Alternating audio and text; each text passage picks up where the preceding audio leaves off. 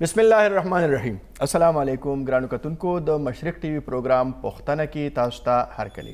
ګرانو کتونکو نن 8 مارچ دا په ټوله دنیا کې د زنانه ورځ نمانځلی شي او مناویږي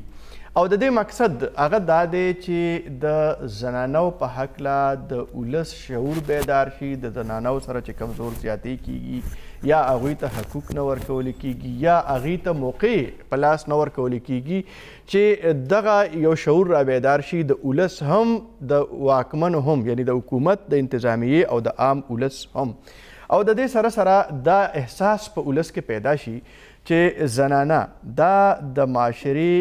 هغه حصه ده چې د دې نه بغیر یقینا چې دا دنیا دا نامکمله بلکې نیمګړې ده. د دې وجې نه ځکه چې نن دور کې په نن جدید دور کې خو زنانه په هره شعبه کې بالکل اوږه په اوږه د نارینهو سره روانې دي، خو د دې نه وړاندې هم زنانه مور هم ده، خور هم ده، بیبي هم ده او دغه شان نورې د کور او د بهر ډېرې ذمهوارۍ دا د زنانو په سر دي او وخت په وخت باندې دغه ورځ نمانځلی شي د دې دپاره چې څنګه وړاندې موږ وکړو چې د حکومت د واکمنو او د عام ولس ته دا پوهه ورکړی شي چې زنانه دا د معاشرې هغه طبقه ده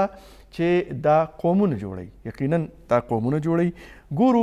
چې زمونږ د وطن صورتحال څه دی او بیا په تیره زمونږ د خیبر پښتونخوا زمونږ د دغه صوبې صورتحال څه دی، او زه دا ګڼم چې یقینا چې حالات په ډېر خراب هو به هم نه خو ډېر ښه هم نه دي، خو دا یو حقیقت دی چې حالات ښه طرف ته او بهترۍ طرف ته روان دي. په دې کې د حکومت ذمهواري څومره ده،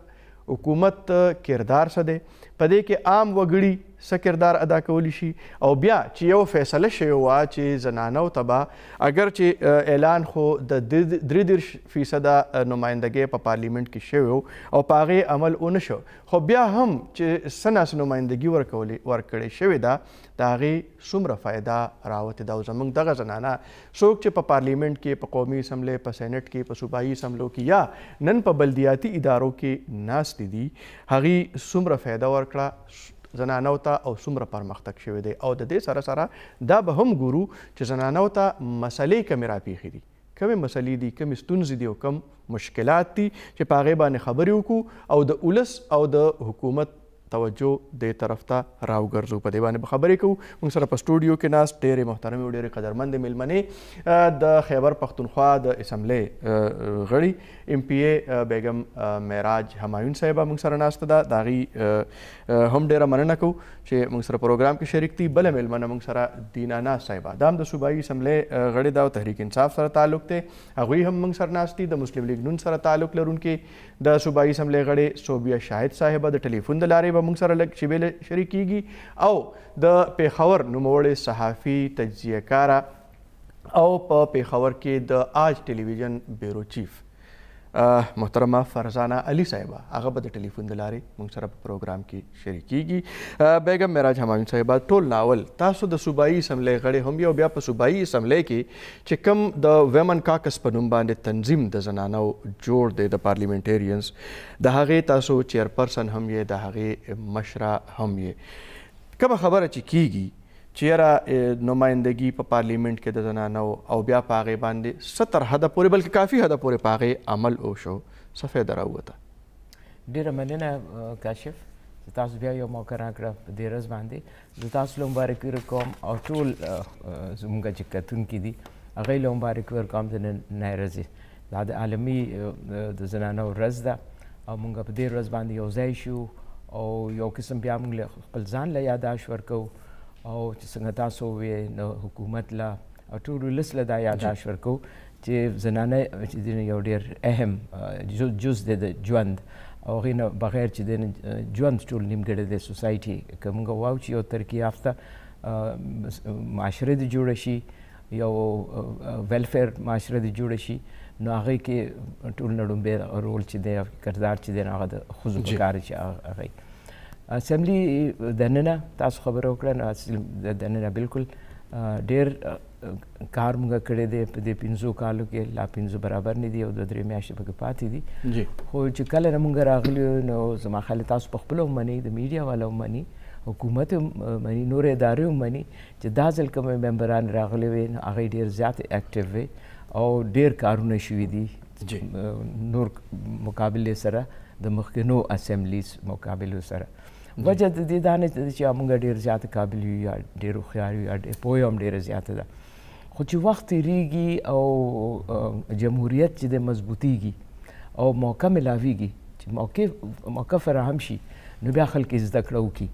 نو هغه دا محکم پوره شو حکومت پوره شو هغې کې رالل بیا دا لوکل ګورنمنټ چې الیکشنز کېږي نو هغې کې هم ښځې رالې را مخکې شلې کاونسلرز جوړې شلې نو هغې کې هم لږ دا بیداري راله او شعور راغی نو په هغه وجه باندې مونږ هم لږ د نن اسمبلي کې زیات اکټیو یو بل بیا حکومت هم چې د سپیکر صاحب او ډیپټي سپیکر صاحب زموږ ځان له ډیپټي سپیکر صاحب هم زنانه وه مونږ وکړه زموږ کوشش سره ځکه چې مونږ هغه لپاره ډېر زیات منډې تړولې چې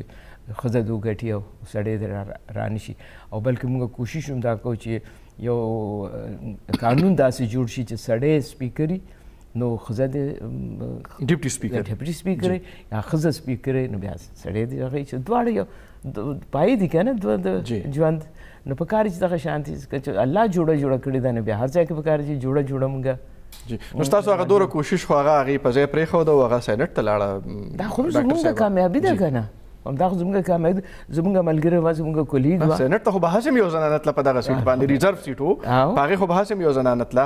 په کار نه و چې دا ټینیور پوره کړی وې خو ټینیور خو بس پوره شي که نه ټینیور خو پاتې څه نشته که نه دا سینټ الیکشن و ضروري او اهم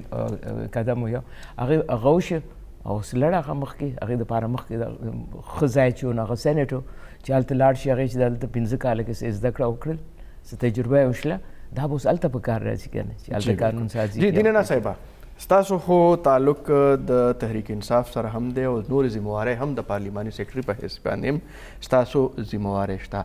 زه یعنې دا کم زنانه چې پارلیمنټ ته راغلي د دې پارلیمنټ کې چې کومه قانون سازۍ وشوې هغه څومره دي د زنانو دپاره او بیا د هغې اثر په عام زنانه کومه چې په کور کې ناسته ده کومه چې لرې په کلي کې په کور کې ناسته ده یا داسې زنانه شته چې هغې په پټو کې د نارینهو سره کار کوي په هغې څه اثر وغورځېد بسم الله الرحمن الرحیم کاشف صاحب ډېره شکریه او ستاسو د چینل په ترو باندې اول خو څنګه چې میډم ومې زه به ټول زنانه ورځ ده نن 8 مارچ باندې نن موږ د زنانه ورځ هم منع وکړله او ټولو زنانو ته مبارکۍ ورکوم نو ستاسو چې کوم خبره ده چې یاره دا د نورو زنانو په دغه باندې څه اثر پرېوتی دی ګوره دا ځل د پاکستان تحریک انصاف حکومت چې په 2013 کې جوړ شو نو ښځو حوالې سره به زه ووایم چې کافي یو تاسو ټول میډیم محسوس کوئ چې یو کافي چینج دی یو خو په پارلیمنټ کې چې دا ځل کومې ښځې راغلي دي 22 خواتین دي ریزرو سیټ باندې معراج میډم هم ناسته ده نو دا ځل ماشاءالله ډېرې پاورفل ښځې راغلي دي او مونږ پیل یو مطلب خیبر پختونخوا اسمبلی کې وومن پارلیمنټیرین کاکس جوړ کو او دم یو یونټي شو کوي او مونږ لکه دا یو د دې کې د پارټۍ څه فرق نه و چې څوک د اپوزیشن کې دا څوک په حکومت کې دا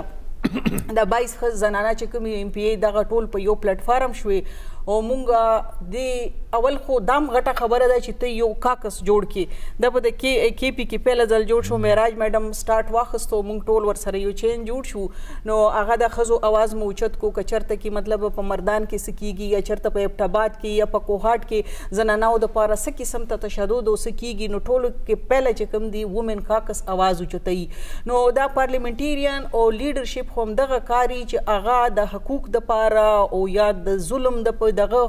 خلاف آواز اوچت کی ادارې بیداری کی پولیس بیدار کی نو دغه ماشاءالله دا کردار هم دی پکې دی نه علاوه څنګه دی تاسو ذکر وکړو چې دا ځل پهله یو ډېر تحریک انصاف یو ډېر غټ ټاسک وکړو بلدیات چې د کم الیکشن وشو او کم لوکل ګورنمنټ دغه سیټ اپ راغو په دې کې په هر ویلیج کونسل کې زنانه کېناستې مطلب ریزرو سیټ باندې دي خو کونسلر یې ناستې دي او په ویلیج کونسل باندې نو هغې ته یو امپاورمنټ ملاو شو هغې له فنډ ځي او هغه خپل علاقې چې کوم مسلې دي چې ما ګلی نشته زمونږ سکول نشته زمونږ اوبه نشته لکه هغه ټیک ټاک پارټیسیپیشن کوي، ټیک ټاک هغه ته امپاورمنٹ یو اعتماد ملاو شو او دغه کنسپټ ختم شو چې یاره کیبینټ وي او داسې یو تنظیم وي په هغې کې به ښځې نه کینی. او دې نه علاوه زه خپله جنوبي اضلاع سره تعلق لرم. زما دا کوهاټ چې کوم دغه د کمشنره ده اسسټنټ کمشنره هغه ښځه ده ګلبانو. او په پولیس کې تاسو ګورئ چې څومره چینج راغو او چینج سره سره تاسو په کاونټر باندې زنانه ګورئ. اوس د څو میاشتې مخکې نوښار کې د ایلیټ والا پاسینګ آوټ و، نو زه هغې ته لاړم. زما د خپل کرک ډسټرک 3 خویندې 3 جینکۍ ایلیټ نه پاسینګ آوټ وشو. نو زه ماشاءالله سټارټ شوی دی او یو چینج راغلی دی په رویو کې او چې کوم زمونږ هغه روایات و چې ښځه به کور نه نه وځي. نو دې نه علاوه قانون سازي هم پکې شوې ده. زمونږ خپل سوشل ویلفیر چې کوم ده هغې د سپیشل پرسن او ویډوز دپاره مونږ قانون پاس کړلو. او دا کم ورکینګ پلیسز کې د خواتین چې کوم میټرنټي لیو وي هغې باندې قانون سازي وشوه. او جهیز چې کوم ده دغې دپاره هم قانون سازي زمونږ جماعت اسلامي اتحاد دی چې کوم جماعت دی دغې میډم راشدې یو بل راوستو. مونږ په ټولو وومن کاکس ورسره په دې کې مونږ ټول شامل وو، خو چونکې راشده میډم په دې کې سپیسیفیک ډېر کار وکړو او هغه هم ډېر یو غټ اچیومنټ دی چې دغه مونږ پاس کړو چې 1 لاک نه به زیاته په ودونو کې خرچه نه کیږي. ځکه چې دا خو غریبو خلکو دپاره د عزت یو سوال چې خامخا به د ډېره ښه روټۍ به ورکوې که وس دې رسي او که نه رسي ته به قرض اخلې. او دا خو د پلار باندې مور او پلار باندې ډېر غټ بوج و. او اسلام هم ډېر سادګۍ موږ ته تعلیم راکړي چې سادګۍ سره به کوئ او دا هم ډېر غټ اچیومنټ و. او پاتې شو جهیز باندې پابندي هم ولګېده. جی په جهیز هم پابندي ولګېده چې پلار او مور پلار دا جینۍ پلو. دې کې ما خواهش دی چې وړاندې هم خبرې کوو، خو چونکې دا جهیز خبره تاسو وچېړله. میډم معراج، جهیز زمونږ په معاشره کې دا واحد یو داسې یعنی یو ذریعه ده چې لور ته او خور ته د پلار د کوره څه سامان میلو شي او هغې ته حواله شي او هغې ته ورکړی شي. تاسو نه ګڼئ چې دې سره به هغې ته د فایدې په ځای نقصان زیات وي؟ ګوره چې دې کې 2 خبرې دي که نه، مونږ داسې پابندي نه لګولې، مونږ هغې له لیمټ ایښی دی چې دا سیلینګ دی، د دې نه زیات به نه لګوئ. که د جینۍ کور دی که د پلار د هلک کور دی، د هلک هغه برایډل ګفټ دی، د جینۍ دا جهیز دی. نو جینۍ به هغه کوي او بیا د هلک هغه چې کوم میلاو شي په واده وخت کې ناوې ته هغه به هغه نه کله هم اخیستی نه شي. خو دا نخسته که چېرته جدایي راغله طلاق ولاق پکې وشي هغې ته چې کوم تحفې میلاو شوي دي واده وخت کې هغه ته سړی اخیستی نه شي. اوس خو په زور باندې هغه واخلي چې مونږ د لکالي جوړ کړي دا واپس راړئ، دوره هغه پیسې درکړې وې هغه راړئ، دوره زموږ خرچ شوی. دغه ایکټ کې دا ډېره مهمه خبره ده، خو دغه ایکټ کې د دې د ډاکومنټیشن څه شته چې یاره څه کالي یا دا څیزونه چې وي هغې ته څه ګفټ میلو شي چې دا مطلب ډاکومنټډ وي، پته لګي. ځکه وروسته څه پته لګي چې چا ته به پته وي چې څومره سزا هم ده که نه. خو زه بیا هغې خبرې ته راشم چې دا ضروري خبره ده. خو جهیز هم چې په دې نوم باندې د پلار والا طرف چې کوم دی د سړیا خو جدا دی د دلها سایډ نه، خو پلار چې دی نو وایي ما بس دا واده کې دی له جهیز ورکوم نو بیا د ایسي نه اوښکي د نور، نو په هغې لحاظ باندې دا نقصان دی. دې کې یو بل شی هم دی که نه میډم ټیک وایي، دې کې یو دا شی دی که نه چې تاسو وایي چې ډاکومنټیشن خو بالکل ورته شوی دی، اماونټ ورته ښیلی شوی دی چې په واده باندې به دونه 1 لاک نه به زیات اماونټ نه خرچ کېږي او چې برات راشي هغې له به تاسو روټۍ نه ورکوئ، مطلب چې مشروبات ورکولی شي. دې نه علاوه د جهیز دا قانون سازي د دې دپاره شوې ده چې ګوره ډېر زموږ ملک خو غریب ملک دی او دې کې ډېرې جینکو ته مور او پلار ته دا مسله وي، دا په هلک باندې اپلیکیبل نه دی. هلک چې څونه مټه خرچه کولی شي هغه دې کوي، صرف دا د جینۍ نه. زما سوال دا دی چې زموږ کلچر یعنی دا خبره ټیک ده، زموږ په ملک کې دا مسله شته چې هلک کور د جینۍ رشته هله کوي چې پوهېږي چې یاره دې سره به ښه دروند جهیز راځي او یا ته ډیمانډ کوي. خو زموږ کلچر زموږ د پښتنو کلچر لږ د دې نه بدل دی او دلته دا وي لکه څنګه چې میډم خبره وکړه چې په واده کې چې ورته څه ورکړه هغې ورکړه او وروسته بیا محرومه ساتي. په کار نه ده چې داسې یو طریقه کار دا بانه جوړه کړې ده چې بس نو چې هغه هم پې تاسو کم کړه چې جهیز به هم زیات نه کوي نو بیا خو داسې ښکاري چې هغه ګوره هغه خو انهریټنس هغه لا خو جدا راولي که نه چې د ښځې هغه اسلام چې کوم ورله ورکړی دی هغه قانون جوړ شوی د 15 کاله مخکې هغه قانون خو لاګو دی چې جنۍ خپل حق چې دی نه هغه به ترنه خو نشي اخیستی، هغه خو قانون دی چې بیا سزا به ورکېږي چې رور یا خاوند یا پلار چې هغه اوښکې ښځه د جهیز دا خو جدا شی دی دا خو ګفټس راړل ماما ورله راړل تره ورله راړل پوپي ورله راړل ماسي ورله راړل دا خو ګفټس را جمع شي زموږ یو ښه روایت دی نو ګوره دا یو پلار دپاره مور او پلار دپاره دا قانون سازي چې وشوه یو غټه سهاره جوړه شوه چې ګوره هغې له یو جواز میلو شو د هغې عزت په ځای پاتې شو چې هغه وایي چې اوس برات راشي خامخا به ده ورله قرضه به راخسته خو هغې ټول برات را به ښه وي پي روټۍ به یې ورکوله اوس هغه اسراف بالکل دغه شک نشته هغه پابندي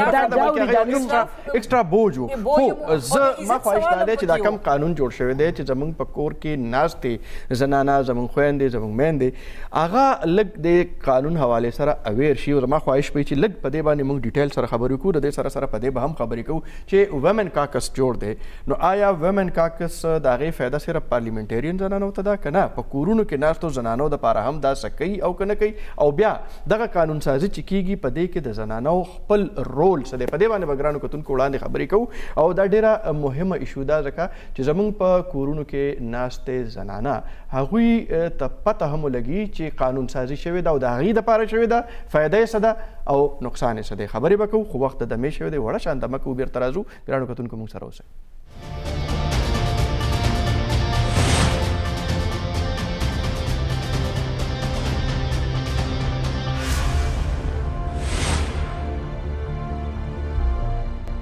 جی ګرانو کتونکو پروګرام کې وزل بیا تاسو ته هرکلی او د زنانو د خصوصي ورځ په مناسبت سره زموږ دغه پروګرام او په دې کې زنانه پارلیمنټریانز موږ سره شریک دي جی موږ خبره کوله یو خو د وومن کاکس په حوالې سره نو دا وومن کاکس دا صرف د پارلیمنټریانز زنانه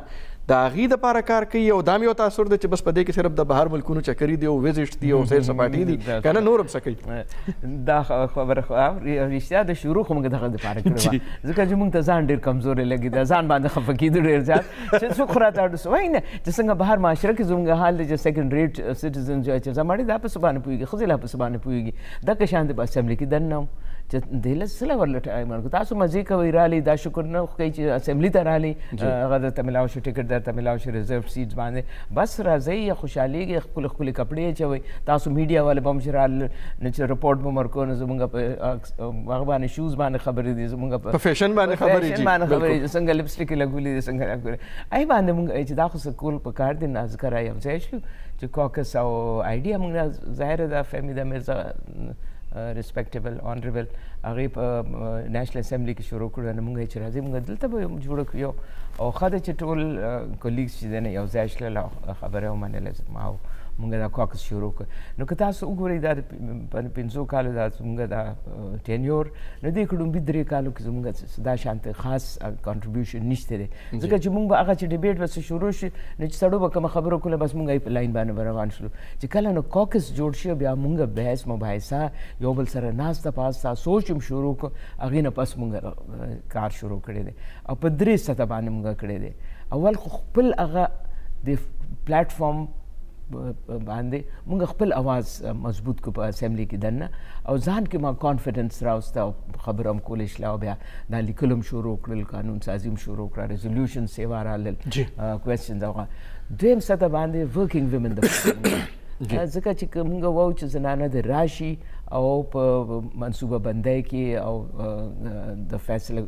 سازۍ کې هغې پوره حصه واخلي نو هغې دپاره فیسیلیټیشن پکار دی هغې له مدد پکار دی چې هغه راشي هغه ورسره نشته دی حکومتي ادارو کې هم پرایویټ کې هم نشته دی نو هغه مونږ ریسرچ کوو چې څه ضرورت دی د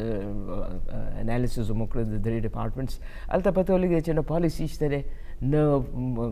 هغه کې ډیسیژن میکینګ ښه شته نه بجټ د زنانو دپاره شته نو هغې دپاره مونږ وایو چې دا یو دفتر کې پکار دی چې خپل واشرومز وي پکار دی چې زنانه اوس یو نوې جنۍ ګریجویټ راشي هغه نوکري میلاو شي هغه دفتر ته راشي او 15 سړي ناست یا دفتر کې هغې یو ټیبل ورله ورکړي هغه لکه زما په عمر کې بنده چې د اسمبلي ته راشي ټول سړي چار چاپېره سړي نو بنده هغه څه خفت او هغه محسوسوي څه ډېره کانفیډنټ نه چې درته خلک سړي درته سر نه تر لاندې پورې ګوري او ریمارکس هم پاس کوي او کوي نو بیا چې یو ځوانه جنۍ راشي د کالج نه یونیورسټي نه راوتي نه دپاره دی نو هغې د ورکینګ ویمن دپاره مونږ دا فیسیلیټیشن او دا په دې باندې زور اچولی دی بیا چې تاسو د کور کې د ناستې کوم ښځې دي هغې ته مونږ رسایي نه وه ځکه چې موږ دوره یوم نه ډېر 22 کسان یو هر یو ډسټرکټ کې زموږ نمایندین د هغې نمایندې نشته د ښځو زموږ خو د یو څو ډسټرکټس یو هغې له موږ بیا چې سوچ کړو نو موږ دا زما آواز هیلپ لاین جوړ کړ چې موږ خو تللی نه شو نو موږ څخه هغه وسایل شته دی چې موږ هر یو ضلعې ته لاړ شو یا هر یو کلي ته لاړ شو یا هر یو محلې ته لاړ شو خو ځای په دې طریقه باندې به هغې موږ ځان سره کنیکټ کړو چې هغې ته که څه مسله وي نو جی بالکل دینا صاحبه میډم دوه خبرې په ګوته کړې یو هغه زنانه چې تعلیمي یافته دي او په ورکینګ پلیس باندې هغې ته څه مشکل دی یا څه مسایل دي یو هغه زنانه دي چې هغه لرې پاتې علاقو کې په کورونو کې ناستې دي او د هغې او که موږ وګورو د هغې مسایل هغه ډېر زیات تکلیف دی هغې ته د صحت مسایل شته هغې ته د تعلیم مسایل شته هغې ته په کور کې دننه د تشدد یو ډېره لویه مسله راپېښه ده څه ګڼئ تاسو صوبایي حکومت یا دغه زنانو د هغې زنانو دپاره په کورونو کې ناسته زنانو دپاره څه کړي ګوره د کورونو کې چې کومې ناستې زنانه دي اول خو دا دی چې زنانه مخته راتلل او دوی ته مطلب اهمیت او دوی مطلب چې معاشرې کې دوی لږه برابرۍ د هغې دپاره ټولو کې اول شی دی ایجوکیشن چې په ایجوکیشن باندې زور ورکړي چې جینکۍ روزي د هغې دپاره یو زمونږ یو پروګرام پروجیکټ وچلېدو چې په سکولونو کې یو سپیسیفیک دی له څه اماونټ یخې و که نه چې جینکو ته هغه اکثر دی چې ففت نه پس بیا جینکۍ کور کې کینی بیا هغه سبق وله نه راځي نو آی تھنک من هغه اماونټ وشو چې 800 که څه داسې منتلي ورته ټولو جینکو ته د ګورنمنټ سکولونو کې چې دا ففت نه پس چې بیا دا راځي او سکول کې د مزید سکول وایي که دی مطلب غربت وجې نه یو که څه وجې نه 200 تقریبا دی خو بعضې چې لرې پاتې علاقې دي پسمانده علاقو کې هلته هغه 500 کړی شوی دی بلکل هغه خو سټوډنټانو دپاره کړی شوی دی او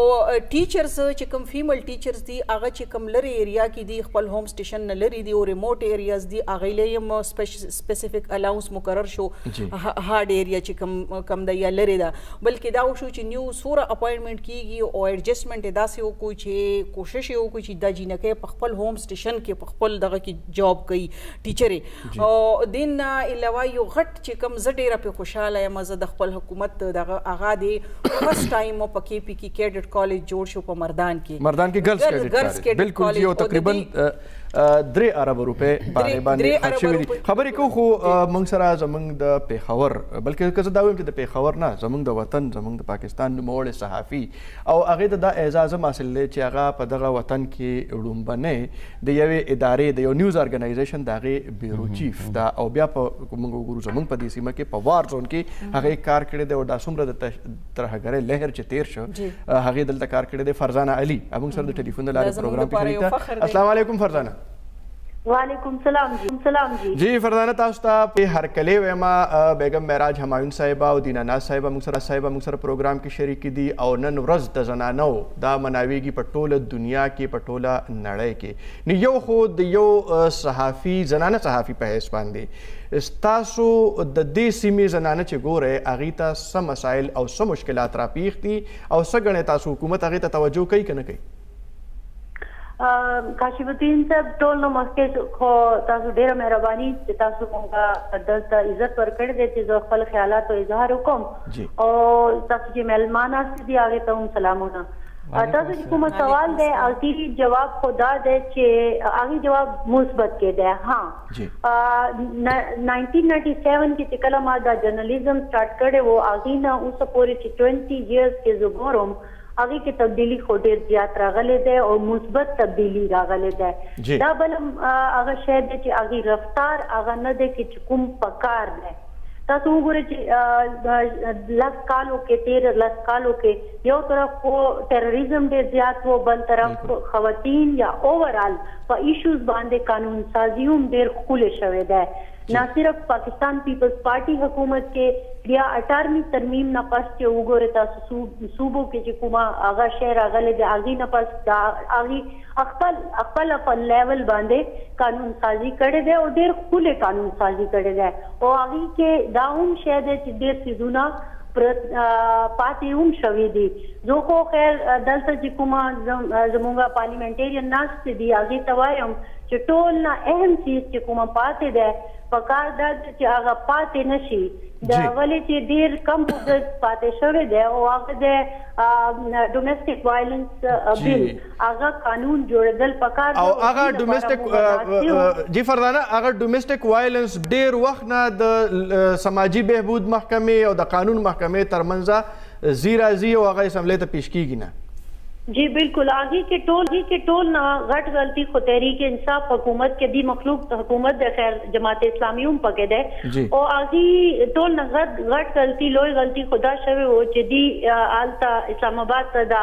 آگی تلے گلے وہ دا خن ہو اسلامی نظریاتی کونسل دا دا خپل پارلیمنٹیرین دی قانون ساز اسمبلی د دې تفکر نه وو بیکاز مونږ ټول ته پته ده چې مذهب پکې راشي بیا کو مسله ګرانی دي کنه دا سوسایټي یو ایشو وو او هغه سوسایټي باندې دی حل کړي وو دا مذهب په وجه نه کو تشدد نه کیږي کنه دا خو مونږ روایت دي دا خو مونږ زوړ کلچر ده دا مونږ ثقافت ده او په وجه نه دا ټول سيزونه کې غلطي خدا شوی وو چې نه خیر اوس هم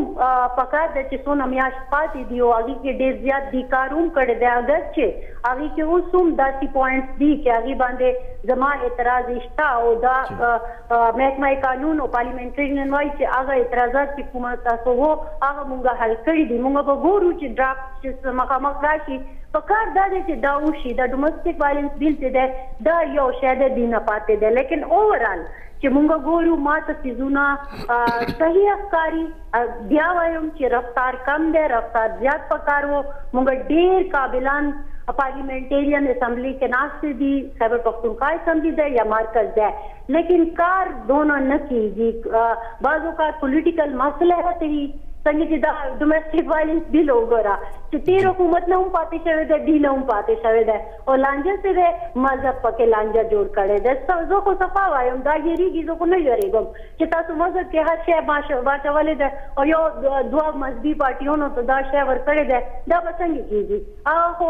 هغې خو خپله زما انټرویو کې ویلې ده چې خاوند نه پکار دی چې دوه چپېړې ښځې ته ووایي هغې نه ته څه هغه امید لري چې هغه تاسو ښځو ته بیا تحفظ ورکړي یا هغې دپاره قانون داسې جوړ کړي چې هغې له تحفظ وي دا خو زما خیال دی بلکل داسې خبره ده چې جی فرزانه دا خو د قانون سازۍ د لارې چې زنانو ته کم مشکلات دي هغه دي خو موږ چې کمې زیات یعنی اکثریتي زنانه زموږ په کلو کې په دیهات کې هلته اوسیږي او هغوی ته د صحت په شعبه کې او د تعلیم په شعبه کې او بیا په ډېر زیات د علاج معالجې په دې کې ډېر زیات مشکلات راپیښ دي څه ګڼئ تاسو حکومت له څه پکار دي او تر دې وخته پورې چې څه شوي دي څه دعوې دي هغې نه مطمئن یې نہیں دی کہ ہم 100% مطمئن نہیں 100% کو خیر سو بھی مطمئن نہیں تاسو آگی دپاره اطلاع دپاره چې دا تیر هفته با BHUs باندې یو سټوري کړی دی او زه چې تللی یم دا صرف پېښور نه دا پله چې دي پېښور نه لګېدلې دي پېښور ډسټرکټ کې دي ما چې BHU کتلی دی او هلته وزټ کړی دی او خلک هلته چې کومه مریضان ښځې سپیشلی زما فوکس ښځو او ماشومانو باندې و هلته چې کوم راغلي دي هغه ما حالت وکړو چې کوم ځای کې بجلی نه وي کوم ځای کې الټراساؤنډ فیسیلیټي نه وي کوم ځای کې چې شی 1 بجې پورې 1 بجې بند وي بیا تاسو امید لرئ چې هلته به تاسو مکمل هر شی ورکړی دی او بل ډېر اهم خبره چې ما هلته نوټ کړې ده پکار دا دی چې حکومت دا مسله حل کړې وو تاسو ته پته ده چې هغه PPI والا چې کومه ایشو شوی وو هغې نه پس BHUs باندې ډېر زیات نظر دی او هغې خپله کار چې دی ډېر سلو کړی دی پته نه لګي چې څه وجه ده بهرحال هلته ما فیسیلیټیز نه ده کتلې ما ایون کې دا هم پوسټ کړی دی چې خدا نخواسته چې 1 بجې نه پس وشي بیا به تاسو کې اسپیشلی ډیلیوري مسایل کې هلته هېڅ هم نه وو هغې لپاره هغه وایي چې دوی RHTs ته ځي او RHTs چې 2 بجې بندېږي بیا هغې نه پس هسپتال ته لاړ شي اوس تاسو وګورئ چې میلیونو سفر دی هغه به څه کوي او سیم سچویشن ان ایجوکیشن ماشومان اسپیشلی فیمیل ایجوکیشن چې دی هغې کې هم ډېر کار پکار دی تاسو هم خپله ناستې وې بله ورځ منسټر صاحب خو ډېر خبرې اترې کړي دي لیکن ایشو دا دی صرف فیسیلیټیز مسله نه دی فیسیلیټیز مسلې خو حل کېږي که نه زمونږ مایند سیټ هم مسله دی که نه مایند سیټ ډېره غټه مسله ده جی بالکل ما چې زه خپل نه تاسو ته چې دلته دا چې زیات مشمول مرتي دي وجه څه ده جی تھینک یو ویری مچ ډیره مننه مهرباني فرازانہ علي صاحبه مونږ ته هم راکړو مونږ سره خپل مشاهده او خپل تجربه هغه هم شریک کړه جی میډم معراج یعنی یقینا چې هغه دا وایي چې که 100% بهتري نه ده راغلې خو بیا هم بهتري شته خو هغه مسایل کم چې د زنانو د ژوند سره تړلي دي د هغې ژوند ته خطره پیښیږي هغې باندې وایي چې زیاته توجه پکار ده توجه خو شته دی او فرزانه ډیره مهرباني مونږ ستاسو نه توقع ساتو چې تاسو مونږ انفارم کوئ چې ستاسو نه مونږ ته معلومات راځي او هغې مطابق بیا مونږ خپل قانون سازي کوو یا لای عمل جوړو نو هغه ټیک دی فرزانه چې دا کوم ابزرویشنز یا کومې خبرې وي نو هغه ټیک هم دي خو دا به تاسو په دا تناظر پوره هغه کې به ګورئ که نه صرف دا 15 کاله به نه هلئ د دې نه مخکې چې کوم تاریخ دی هغه به هم ګورئ که نه چې دا حکومت راغی څنګه وې ادارې څنګه وې سیسټم څنګه و چې دا پی ټی آی مشران چې کوم دي چې وایي زموږ وزیر اعلی چې څنګه بار بار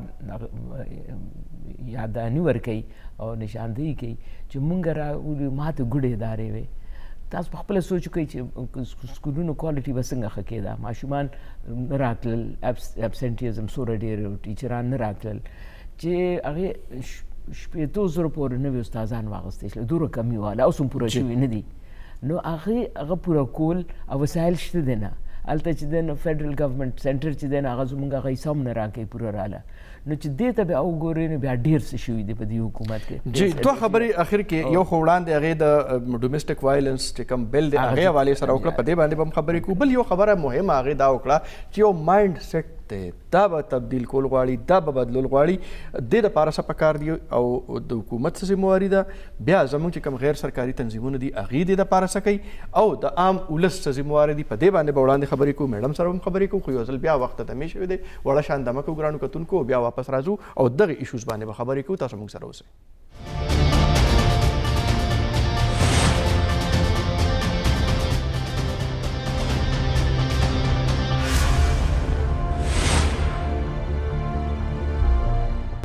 جی ګرانو کتونکو یو ځل بیا تاسو ته هرکلی وایو بریک باندې د تلو نه وړاندې موږ وی چې یاره فرزانه هغې د ډومسټک وایلنس بل خبره وکړه دینه ناز د ډومسټک وایلنس بل که موږ وګورو نو یو خو هغوی د اسلامي نظریاتي کونسل خبره وکړه او یقینا چې هغې باندې د هغې خپل نقطه نظر و خو د هلته نه واپس راتلو نه وروستو هغه د سوشل ویلفیر او چې کوم د ډپارټمنټ دی او بیا د لا ډپارټمنټ د هغې ترمنځ کله یو ډپارټمنټ اعتراض لګوي کله پکې بل امنډمنټ د ډېر وخت نه داسې ښکاري چې د یو منصوبې لاندې دا بل ایسارولی شي ولې حکومت په دې کې دلچسپي نه اخلي چې دا بل اسمبلی ته راوړي ګوره دا ډومسټک وایلنس بل چې کوم دی که نه دا باندې کا قسم پوره کوشش کړی دی دا زموږ چې وومن پروونشل وومن کمیشن دی هغوی هم په دې کې پوره ایفرټس کړي دي او دا مونږ تیار کړ او چونکې په صوبایي اسمبلی کې مونږ سره ریلیجیس پارټۍ کسان هم ناست دي مفتي جانان غوندې مطلب چې زموږ سره عالمان ناست دي نو مشکلات دا وو چې ګوره دا ملک اسلامي جمهوریه پاکستان دی ٹھیک شوه نو دې کې دا یو داسې شی دی که نه چې لکه یو ټیکنیکل شی یو انجینیر دی هغه به د مکان دغه جوړوي هغه به اپروو کوي هسې یو فار ایگزامپل نو دا یو مذهبي چې کوم ریلیجیس څیزونه دي دا ډېر سنسټیو کار دی دا ډېر او پکار ده چې د هغې په رهنمایي واغوستل شي زه درته وایم چې دا ولې لیټ شوی دی دا ډېر یو سنسټیو قسم ته خبره ده او بیا په سپیشلی چې دا خواتین حوالې سره وي او هغه بیا پکې نور هم سنسټیو وي دا ټولو سړیو ته دا لګي چې پته نشته دی څه کار کوي نو دې کې مسله دا وه چې مونږ ریلیجس چې کوم دغه اسمبلی کې ممبران دي هغوی هم پهله پکې لږ هیزیټیشن کولو او بیا چې څه نه څه دا مونږ د برابر کو نو بیا کله لا ډپارټمنټ ته او دا لاړو دغه ته اسلامک کونسل ته هغې هم پې لږ څه اعتراضات یې پکې ولګول نو بیا هغه اعتراضات دپاره بیا علماو سره رابطه وشوه او بیا یې هغه سره تیار کو خو شارټ کټ دا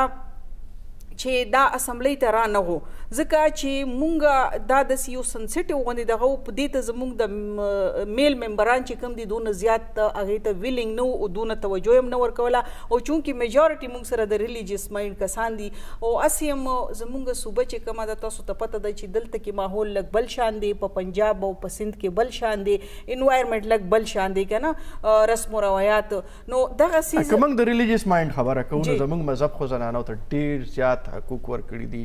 او داسې څیزونه یې ورکړي دي چې هغه مخکې نه و او اسلام ورته ورکړه مذهب ورته ورکړه نو یا خو داسې ده چې موږ د روایاتو کې انښتي یو هغې ته مو د مذهب نوم ورکړی دی او هغې کې مو د مذهب شاته پناه اخیستې نه ګوره دې کې مونږ داسې چې مونږ علماء کرام بایپاس کولی نه شو چې څوک څه وایي که نه هغوی ګوره پکار دا ده چې زه خو دا وایم چې د سټینډینګ کمیټیانې چې کوم دي په دې کې باقاعده علماء کرام ته ممبرشپ میلاو شي چې دوی مطلب مونږ سره ناست دي یو اعتماد والا فضا بحال شي هغه په زړه کې وایي چې سیاستدانان لګیا دي او دا ځین چې کوم مذهب نه لګیا دي علماء کرامو د اسلامي نظریاتي کونسل چې کوم اخو هلته نه راغلو اوس خو نه په سوشل ویلفیر ډپارټمنټ کې علما ناست دي او نه په لا ډپارټمنټ کې ناست دي اوس خو هلته خبره نه زموږ د وروستنۍ هفتې خبره ده زه خو ټول وخت په دې باندې موږ کار کوو زموږ دپاره هم ډېر تشویشه فکر خبره د کاکس دپاره چې زموږ وخت ختمیږي او دا بل لا زموږ پاتې دی او ډېر زیات موږ په دې باندې محنت کړې ده تاسو چې څنګه خبره رشتیا په دوه د ډپارټمنټس په منځ کې اوس لکه یو شی چې بنده کوي قانون سازي چې کوي نو یې دپاره یا پالیسیز چې جوړوي نو یې دپاره ټول نه مخکې خو احساس پولیټیکل ویل هغه مونږ وخو که چې مونږ جوړ کړه تو سره مونږ کوشش وکړو ایفرټس وکړو زنانه ټولې رامخته شوې او زموږ خپل چې پروینشل کمیشن دی هغه هم ډېر کوشش و د وومن کاکس هم ډېر کوشش و اوس هغې دا سریج هلته نه هغې بیوروکراسي هغې طرف نه هغه دی بلیم په هغې باندې راځي چې هغوی ولې د منځ کې دغه جوړ کړی په دې وروستنۍ هفته کې بیا ما او ډاکټر صاحب ډپټي سپیکره چې ده نو مونږ بیا فیصله وکړه چې بس نور نشو کتی مونږ کوشش دا و چې هغه د گورنمنټ بل شي دا مونږ انتظار هغې ته کوو چې دا د ګورنمنټ بل راشي نو هغه به زیات ګورنمنټ هم وزیر اعلی هم په دې کې هغه دلچسپي اخیسته هغه هم وایي چې ګورنمنټ بل راغلی څه زموږ سیکرټري چې وه د هغې مور سخته ناجوړه وه هغه هغې مسلو کې منخطې وه هغه ځای کې مونږ شکرګزار یو چې دې حکومت لومبي ځل دی چې سوشل ویلفیر چې کوم سره د ویمن ډیولپمنټ هم اټیچ دی هغې لومبي ځل دی چې یو ښځه سیکرټري شله او هغه پوهېږي چې د ښځو امپاورمنټ سي د ښځو ډیولپمنټ سي هغه مونږ ته نه راړي چې نه راځي حکومتي نه جوړېږي او دی دواړه ډپارټمنټس په دې باندې سمجوته نه راځي هغه مونږ ته دستخط وکړه ډاکټر صاحب وکړه ډپټي سپیکر یې وکړه راشده وکړه راشده ایم پی ای چې ده راشده رفت چې هغې هغه لومبی ډرافټ هغه یې جوړ کړی او ما پرې مونږ درې واړو دستخط وکړو هغه مونږ ورکړه اسمبلي له اوس په پرایویټ ممبر بل په حیثیت باندې یو بله خبره بار بار تاسو ذکر یو خبره پکې بل هم ده یو خبره دا هم دا که نه چې ګوره د پرایویټ چې کوم بلز راځي هغې دپاره سپیسیفیک تھرسډے یي که نه هغه زمونږ خپل دومره ډېره قانون سازي ده چې هغه پرایویټ بل دپاره سیشن پکې را نه غو چې دا مونږ پکې دغه ته اجلاس ته راوړی وه هغه اجلاس دا خو ځان له خپل یو ایشو ده چې ډېر وخت نه په تھرسډے باندې سیشن هی نه وي او پرایویټ ممبرز د هغې حق تلفیم کېږي خو تاسو بار بار ذکر وکړو د ویمن کمیشن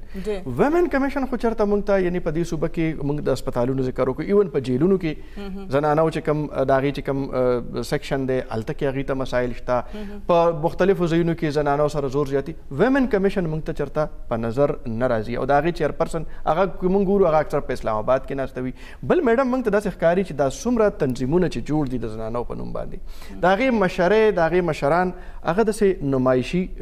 خلک ناست دي خپلې ذمهوارۍ نه ترسره کوي او بیا سیمینارز کې کېږي نو هغه چېرته یا په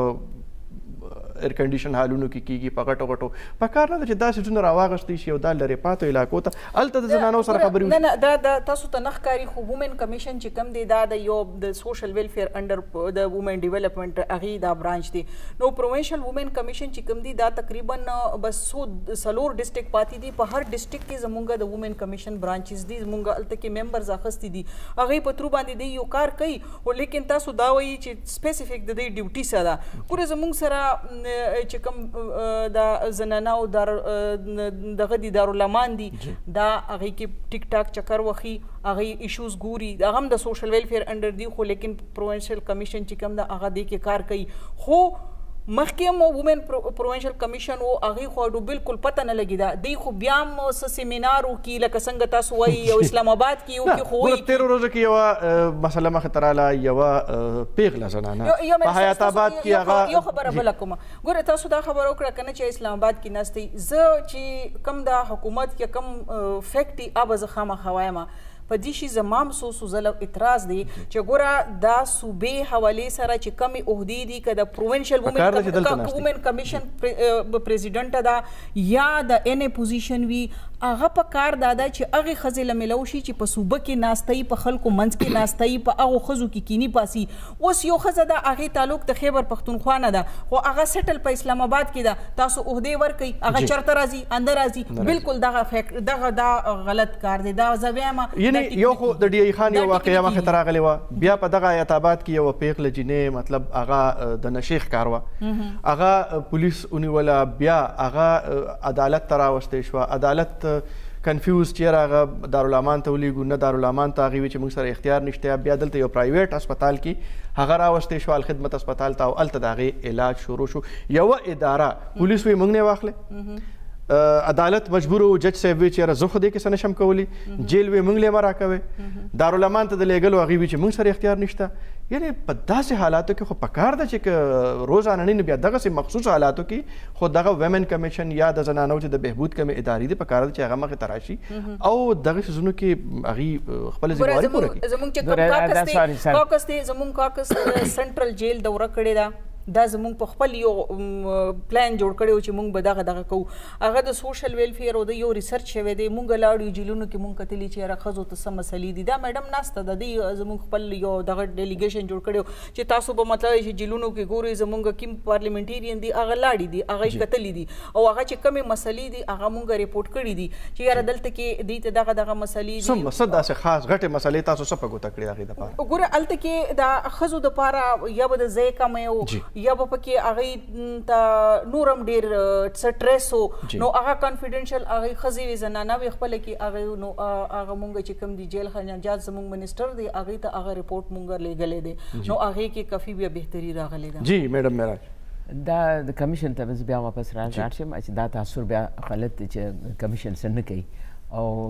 چیرپرسن چې هغه اسلام آباد کې ناست دی ډېر محنت کوي هغه خپلې مسلې وي یو نوی شی چې جوړ شي یو نوی تنظیم یا نوی دفتر چې کولاو شي نو خپل ډېر زیاتې مسلې هغه چې سټارټ کېږي نو باندې وخت لګي او دا لسه ډېر وخت تاسو خبره په خپل ځای خو موږ یعنی د یو میډیا د ادارې په تور چې موږ کلم یعنی زموږ ورته اکسس ګران دی نو د عام زنانه به هغې ته څه موږ چې کلم پروګرام دپاره یا د هغې د ورجن اغوستو د هغې موقف اغوستو دپاره رابطه کړې ده نو هغه وایي چې یاره زه خو اسلام آباد کې یم اوسګاره نه ګوره اول چې نو دا اټانومس نو دا ریاست سوشل ویلفیر سره بیا موږ بیا دلته کې امینډمنټ راوسته بیا هم قانون سازي وکړه ورله په 2016 کې موږ اټانومس کړ 2016 کې بیا جوړ شي دا نو 2016 2017 دا ایله اوس شروع دا څو ګڼې چې لکه نوی سر نه یو جوړ شوی دی کمیشن او بیا هم نوی جوړ هم که خو بیا هم د سوشل ویلفیر ډپارټمنټ ایک دوره دخل مداخلت دی چې دا هغه ریلیزز او کمیشن کې مداخلت او ډېر لا کمیشن نه مداخلت سوري پلیز هغه سیټ اپ داسې دی پلیز لیټ می سپیک نه لیټ می کړه چې هغه دا هغه ای کلاش ترې چې هر څه باغې په ترو باندې زی نو البا مخ کې سی ام ته یا لکه دا اومبډس پرسن فرض کو د چیرپرسن دلته وی نو دا مسلې به حل شي چیرپرسن زیاتره هغه چې ماته اوس پته چې اوس هغه شوی دا مسلې او دا چې سیوا شوی دي او دا چې نن هم دا غیر رپورټ دا خپل نوی رپورټ هغې ریلیز کړی دی د دې کال والا نو نه به تاسو ته پته لګي چې هغې څه کارکردګي ده دا هغه جوړول په ډسټرکټ سطح باندې دا جوړول دې کې ډېر زیات وخت هغې لګېدلی دی چې هغه نامینیشنز راتل هغې چې انټي کول بیا مخکې لیږل چې هغه اپروف شي اپروول کې دومره وخت لګي د سوشل ویلفیر هغه مخکې کول نه هغه کول نو هغه زه سر نه وینځم هغه کار چې دنې زیات وکړي ځکه چې زموږ مسلې ډېر زیاتې دي او ډېر پسمانده علاقه ده زموږ ټول صوبه چې ده او کار به کول غواړي او کېږي هلته کې هم کېږي انداز زموږ دپاره یو ښه خبره ده چې موږ دا کمیشن جوړ کړی دی او هم یو فعال کمیشن هم جوړ کړی دی او هغې کمیشن کې صرف چیرپرسن نی هغې کمیشن کې 15 مخکې به صرف 9 ممبرانو هغه موږ سیوا کړ